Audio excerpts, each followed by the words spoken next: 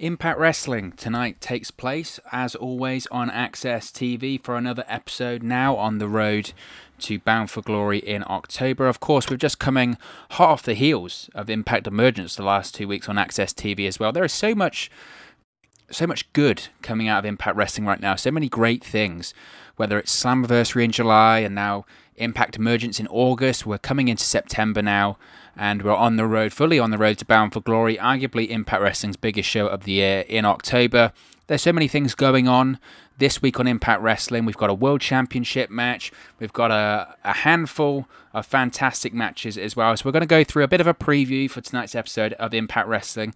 But first, let's have a quick word from one of the great supporters of WrestleNews 365.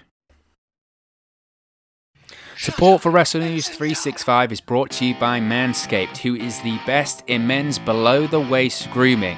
Manscaped offers precision-engineered tools for your family jewels. Now, Manscaped, for all of my UK fans out there, Manscaped just launched in the UK. Over here in the United Kingdom, we have gone for years and years and years without using the right tools for the job. But now you can be one of the first men in England to experience their life-changing product. But it's not just limited to all of the great fans over here in the UK. This offer goes worldwide, so all of my friends over in America and around the world that are listening to this offer still does apply for you. You can still use our code. But I've got to tell you a quick story first. Now, there have been so many times, right? I'm a guy. You gotta groom down there, fellas, right? That's the most important thing. You gotta keep yourself trimmed, you gotta keep yourself proper, and a lot of the time I've been guilty of this, of using the wrong tools for the job. I've had incidences, I'm not afraid to say it, where things have been nipped, snagged, or in fact cut down there because I wasn't being careful enough and using the right equipment. Now that just shouldn't happen. That shouldn't happen. You don't want to be worrying about cutting yourself down there. Do you know how painful that is? I can tell you, it hurts quite a lot, and I wish and hope to God it never happens to me again, and it won't happen to me ever again because I'm using Manscaped products. That's why Manscaped has redesigned the electric trimmer. The Manscaped engineering team has perfected the greatest ball hair trimmer ever created. Big statement, but it's absolutely true. They have just released the new and improved Lawnmower 3.0 in the UK. It's also available around the world as well. Their third generation trimmer features a cutting edge ceramic blade to reduce grooming accidents. So those cuts and snags that I was telling you about before are a thing of the past. And let me tell you, when I tell you this is premium, I mean premium. The battery will last up to 90 minutes, so you can get a longer, perfect shave. And not only that, you don't want to be cutting yourself and trimming yourself all over the bathroom, getting hair all over the place. That's just disgusting. The lawnmower has a waterproof technology that allows you to groom in the shower, so no more mess. And one of the coolest features, one of my favourite features about the lawnmower, is the LED light which illuminates grooming areas for a closer and more precise trimming experience. So you can shave longer, you can shave more precisely, and you can shave in the shower. What more did I need to tell you? They've also upgraded to a 7,000 RPM motor with quiet stroke technology, and let's not forget about the charging stand. You can show off your mower loud and proud because this intelligently designed stand is a convenient charging dock powered by USB. So, if you are listening to me speak right now, I want you to experience it firsthand for yourself.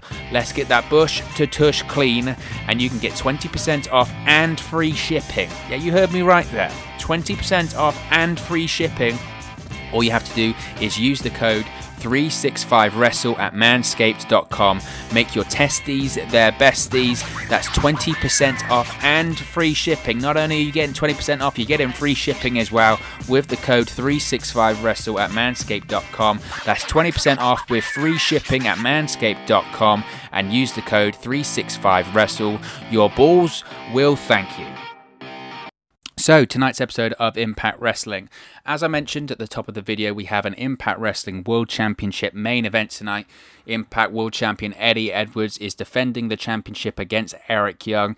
It's still in the open challenge format. That's why we're having the match with Eddie Edwards and Eric Young tonight on Impact Wrestling. However, this is the big one, isn't it? It's the one that they've been teasing and talking about and teasing the fans with ever since Slammiversary, ever since Eric Young, of course, returned to Impact Wrestling at Slammiversary. as we've seen the Eric Young attacks on Rich Swann at Slammiversary on Impact Wrestling. Of course, Rich Swann is now retired from Impact Wrestling. Kayfabe retired anyway. We are going to see Rich Swann versus Eric Young at Bound for Glory. So this is the next step in that. This is the next step in the Eric Young versus Rich Swann storyline. I did a video earlier today going in a bit of a deep dive, a bit of a deep discussion on the plans for Eric Young versus Rich Swann, tonight's Impact Wrestling World Championship match. So I'm really excited for this one. I think it's going to be a really fun match, but I think the most important thing here in this one is the story. I think the story with Eric Young recently on Impact Wrestling has just been fantastic. I've been very, very vocal in my praise for Eric Young because I think he's just doing such a fantastic job at the moment. I think he's the biggest heel in the company. I think since he returned to the promotion at Slammiversary, he's been, out of all those people that returned, whether it is Heath or debuted, whether it is Heath, whether it's the Good Brothers, whether it's EC3, Motor City Machine Guns, for me, Eric Young has been the standout. Eric Young has just been absolutely fantastic. Last week, he had a great promo about all of his plan for attacking Rich Swann, why he attacked Rich Swann, his plans to become the Impact World Champion. All of this was part of his plan to become Impact World Champion. So really excited for this match tonight. Again, if you want to see my prediction on it, I spoke about that earlier in the earlier video, the deep dive for the Eddie Edwards versus Eric Young match. So be sure to check that out on the channel. So what else have we got for Impact Wrestling this week? Well, of course, last week on Impact Wrestling on Night 2 of Impact Emergence, we had Crazy Steve versus Johnny Swinger in a blindfold match, and the loser dresses like the winner next week. Now, of course, Crazy Steve defeated Johnny Swinger last week in that blindfold match, so at some point this week, we're going to get Johnny Swinger dressed up as Crazy Steve. Johnny Swinger, man, I find him hilarious. I find him hilarious. The thing is with wrestling comedy has to be done correctly, because let's face it, a lot of the time the audience, for whatever promotion it is, they don't really care for comedy, and wrestling comedy is such a fine line because either it's really good or it's really, really bad, and the majority of the time wrestling comedy doesn't go well, and sometimes it does miss the mark. But I really enjoy this Johnny Swinger character. The fact that the former Johnny Parisi in 2020 is still featured on a major television program, on a major wrestling program, is credit to him. I love the whole early 90s, late 80s gimmick that he has. I think it's funny, so I'm looking forward to seeing Johnny Swinger dress up as Crazy Steve this week. I'm a big fan of Crazy Steve. I wish they would do more with him, whether it's in the X Division. I was a huge fan of his work when he was part of the Decay with Abyss and Rosemary. I loved that, and I don't know if we'll get back to that at some point. I hope so, because again, was a big fan of that. So we're going to see Johnny Swinger dressed up as Crazy Steve this week. So I'm assuming we're going to see more and more hijinks on Impact Wrestling. Also this week, we're going to see a tag team match. We're going to see Reno Scum face off against Rhino, and I'm assuming Heath Slater or Heath. Rhino last week was telling fans to get hashtag Heath for Impact trending on social media, so that management will allow Heath to join him for the tag team match next week. Heath is going to join Rhino this week, and there's no way that management are going to say, oh, we're not going to have Heath on TV. This whole free agent thing with Heath, for me, I don't think it's necessary. I'm slightly frustrated in that Heath's kind of come in as a comedy character. For me, as I mentioned, Heath Slater in WWE was a comedy guy, and that was his spot. That's what he was. He was there for 10 years on the main roster in a comedy gimmick, right? Apart from the time he was with the Nexus, the majority of the time Heath Slater was a comedy guy. That was his role. That was fine. However, the reason I was so excited to see Heath coming to Impact Wrestling is because I thought he was capable of more. And a great example of the fact that he is capable of more is seen by his promo they had with Drew McIntyre only a couple of weeks before he made his Impact Wrestling debut at Slammiversary. The whole point was Heath Slater can be the serious guy. Heath Slater can be a world champion. He's in great physical shape at the moment. He can cut a fantastic promo. He can be serious, and he can be a big babyface. So this idea that he's a free agent and he's having to sneak into the building, and essentially it's a rip-off of the angle that he's already done before. He did this in WWE in 2016. They had the brand extension, Raw and SmackDown. Heath wasn't drafted. He was a free agent. He appeared on Raw. He appeared on SmackDown. He had to beg and plead to get a job. Eventually, he does get signed to SmackDown, forms a tag team with Rhino, becomes the first ever SmackDown Tag Team Champions. Great. It was a great angle. The crowd enjoyed it. The crowd got into it. But that was in 2016. That was 4 years ago, and that was in a different company. I'm fine with Heath joining back up with Rhino. I think that would be a fun addition to the tag team division. I'd be open to seeing Rhino and Heath versus the Motor City Machine Guns for the tag titles at some point. I think that would be fun. But I don't think Heath needs to revert into a comedy gimmick like he was doing before. And I don't think at this point we need to see the same angle that we saw in 2016 in WWE. I think Heath is better than that. So I'm sure this week we'll see Rhino and Heath versus Reno Scum. And eventually we will have Heath sign a contract with Impact Wrestling. Again, I think another reason I'm not a massive fan of this angle is purely because we know Heath signed with Impact Wrestling. It just stuff like this just doesn't do it for me. And like I said, I think Heath is capable of more. I think he's capable of more. I think he has the potential to be a world champion in Impact Wrestling. I don't think he needs to do this. So I'm sure we'll see him team up, and I'm sure it'll be fun tonight. But hopefully we can move on from this kind of Heath storyline deal. It's just, again, it's not for me. But we'll have to wait and see. We'll have to wait and see.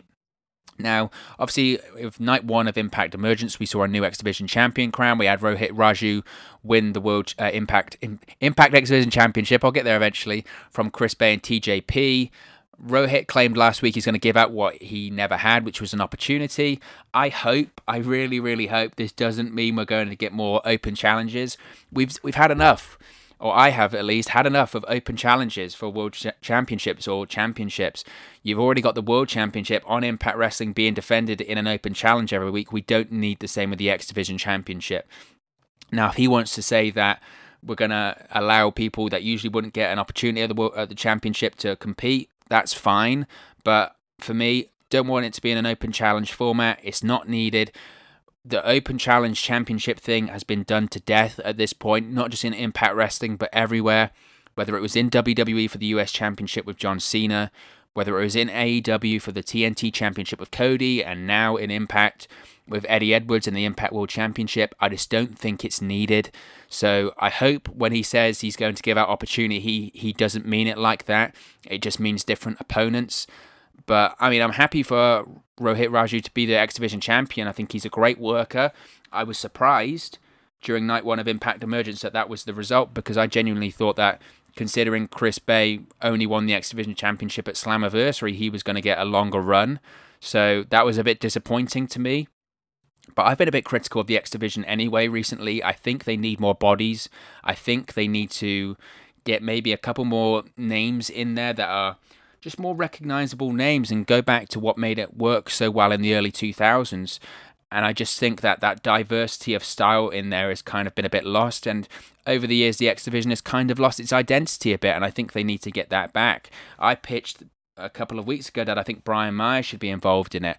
Get Willie Mack back involved in the X Division too. I thought Willie Mack was a perfect X Division champion because of the way that he works and the way that he looks. I think that style is perfect for the X Division. So hopefully we don't get open challenges, but we'll have to wait and see what Rohit Raju means by giving out opportunities. Now, of course, last week as well, we had Sami Callihan challenge RVD to a fight next week, so this week. So it's likely we're going to see Sami Callihan versus Rob Van Dam tonight. Rob Van Dam last week challenged Eddie Edwards for the World Championship unsuccessfully, but I enjoyed that match. Sami Callihan and RVD have been having a bit of a feud post-Slammiversary, right? You had Sami Callihan ruin Katie Forbes' debut of her calendar a few weeks ago on Impact Wrestling. He merged his face on there and did that. Starting a feud over ruining a calendar. I know that Sami Callihan is the ICU hacker. He hacked into her calendar. I get that. But starting a feud over a calendar or new pictures or whatever is kind of close to getting into a feud over a shampoo for a WrestleMania match like happened with Edge and Booker T. It just feels a bit stupid. I like the idea of Sami Callihan versus RVD. I think that feud and those matches can be a lot of fun. I mentioned last week when I did the Eddie Edwards and Rob Van Dam and Eric Young video that some people are so angry with the character that RVD has in Impact Wrestling, saying, oh, he's being ruined, he's being mishandled, he shouldn't be with Katie Forbes, blah, blah, blah. I just disagree with that. Pro wrestling is a work. It's about characters. It's about personality. RVD is living his best life right now. He's being booked well of Impact Wrestling. He can still go in the ring. Can he do everything he used to be able to do? Of course he can't. That's why you have to focus on the character. He's in a real-life relationship with Katie Forbes. They have great chemistry. And the whole point is they're both heels. You're meant to hate them, and they are annoying. So they're doing their job to perfection. So I don't have a problem with RVD's presentation in Impact Wrestling. I like the pairing with him and Katie Forbes. I think they do a good job. Sami Callihan tonight against RVD should be a fun match. And it gives them both something to do. So I really don't have a problem with it. And I'm looking forward to this one. EC3 last week explained why he stole the TNA World Heavyweight Championship from Moose the week prior. He recalled the greatest moment of his career was when he defeated Kurt Angle for the TNA World Heavyweight Championship in 2015. But he spoke about, once again, controlling the narrative, how all he got in return when he won the World Championship is pain, etc., etc. This is just a continuation of the feud between EC3 and Moose, which I'm assuming is going to take place at Slammiversary, at Bound for Glory, rather. It wasn't one of the matches listed by Fightful last week. Of course, Fightful released essentially close to the full Bound for Glory card as we speak now, like what is the plan right now, and it's suspected to be the card for Bound for Glory. EC3 versus Moose wasn't on there. However, I'm 99% certain it is going to be EC3 versus Moose at Bound for Glory for the TNA World Heavyweight Championship, rather. So this week I'm sure we'll see a continuation of that. Will we see EC3 work an Impact Wrestling match before Bound for Glory? You know what, I don't know. At this point we haven't seen that. We've only seen EC3 attack Moose. So potentially we could have a confrontation soon. I just think we'll get another EC3 promo tonight, but we might have some physicality between EC3 and Moose. We'll have to wait and see.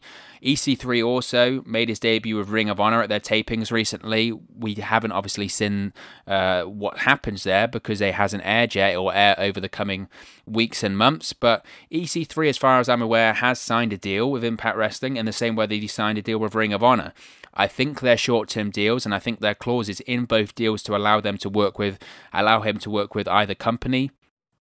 But the idea that EC3, a bit like Heath, is a free agent isn't true. I think that's just EC3 and Heath working and Impact working. But I'm excited for this feud with EC3 and Moose. I think it's been done well so far. You know me, I'm a fan of the whole TNA World Heavyweight Championship angle. I think that's been done okay. I'd have preferred them to focus more on the past when it comes to TNA and embrace the past and embrace the heritage. Bring back some old guys. That would be an open challenge. I mentioned about the open challenges. The TNA World Heavyweight Championship has pretty much been in an open challenge too.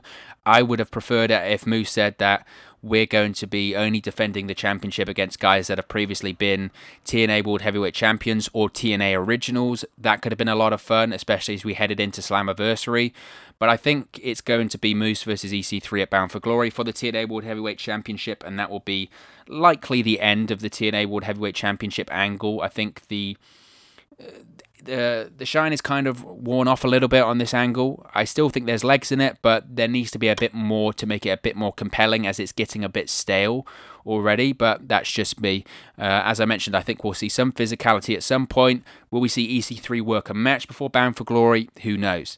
Now, last week we had Brian Myers defeat Willie Mack. In a match, Brian Myers rolled up Willie Mack with a handful of tights to steal the victory. So we're likely going to see a continuation of that this week on Impact Wrestling 2. As I mentioned, I'd really like to have Brian Myers in the X Division. I think he'd be a perfect fit in there. You don't have to be a high flyer. You don't have to be under a certain weight limit. I think Brian Myers would add a bit of credibility to there and would add a different style of working in there. And he could be a featured player in there and a featured player in that division, and arguably the face of that division, how it gets some younger guys over too. So hopefully we see Brian Myers in there. I think tonight we'll see a continuation of the Brian Myers-Willie Mack feud. Of course, Willie Mack was a former X Division champion, so Brian Myers has already defeated Willie Mack, so maybe Brian Myers could be involved in the X Division championship picture come to Bound for Glory. Fightful suggested that it was going to be a sort of six-man match for the X Division championship at Bound for Glory, so maybe this is the beginning of that, who knows. But I've been pleasantly surprised with the presentation of Brian Myers so far in Impact Wrestling. It's very, very difficult for him because obviously he's coming off that WWE run, which the most famous thing about that past WWE run for Brian Myers was that he lost all the time.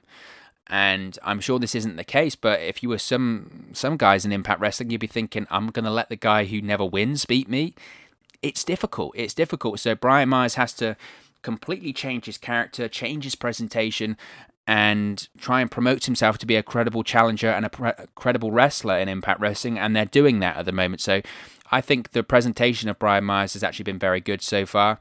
Now, last week as well, we had Wrestle House. We had Johnny Bravo and Rosemary and admitting that they have feelings for each other. Bravo broke the news to Taya Valkyrie, who wasn't happy about the situation. Taya had accused Rosemary of being jealous of her. Taya challenged Rosemary to a match next week where the winner will take all, including Johnny Bravo. So we're going to see Taya Valkyrie versus Rosemary for the whole Johnny Bravo situation. This is the thing with Wrestle House for me. I've actually really enjoyed the concept of Wrestle House. I've enjoyed the vignettes. I think they have been funny. I've enjoyed the cast of characters in there. I think they've all been so unique and so different. I've enjoyed that. I could do without the whole Johnny Bravo and Rosemary liking each other. I think that's probably too soap opera-y for me and too over the top. And as I mentioned at the start of this video, the problem with comedy in professional wrestling is it's so hit and miss. There's not kind of, well, it was okay.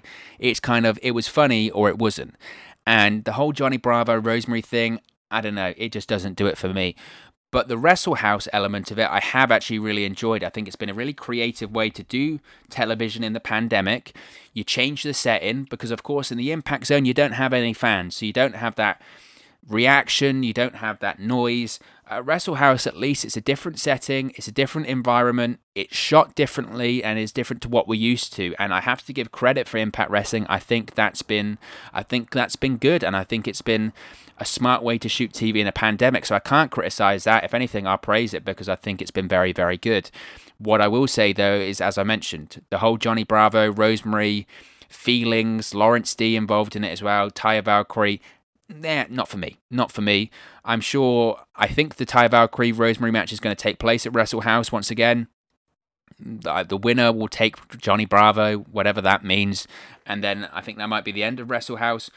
Again, in terms of the concept, I like the concept. I just don't like this kind of, the plot that set it up, the subplot that set it up between Johnny Bravo and Rosemary. I could do without that.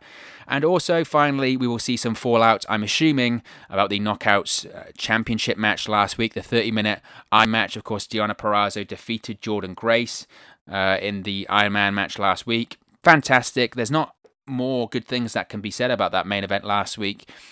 Is that it was excellent. It was fantastic. Unfortunately, now, though, this will now mean that Jordynne Grace is out of the Knockouts Championship picture. So what does that mean for her? I'm sure we'll find out tonight on Impact Wrestling 2. Deonna Purrazzo has been doing a fantastic job as Knockouts champion since she debuted a few months, was it about a month or so before Slammiversary? I think she's done a fantastic job as well. What more needs to be said about the Knockouts division in Impact Wrestling? It's absolutely superb.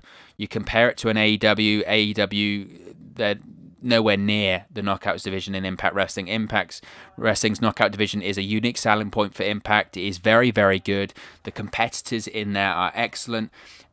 When on earth would you see women main eventing a TV special in AEW? You wouldn't. When on earth would you just see a women main eventing an episode of Dynamite? They get one match that lasts maybe 5 minutes. And it's not necessarily because the talent isn't great. I do think AEW does need to improve their talent in the women's division, but I think it's also opportunity.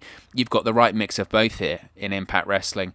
The Knockouts division gets opportunities, but the talent there is very, very high. Deonna Purrazzo, Jordynne Grace, Kylie Rae, Taya Valkyrie, Su Yung, or Susie, whatever you want to call her. All of them, and I'm probably missing out a million more there as well. They're very, very good. They have great matches. They can main event. They're a legitimate driving force in Impact Wrestling. So I think this week will probably kickstart the feud between Deonna Purrazzo and Kylie Rae. That's going to be the Knockouts Championship at Bound for Glory. Deonna Purrazzo versus Kylie Rae. Kylie Rae is the #1 contender for the Knockouts Championship. She earned that right at Slammiversary.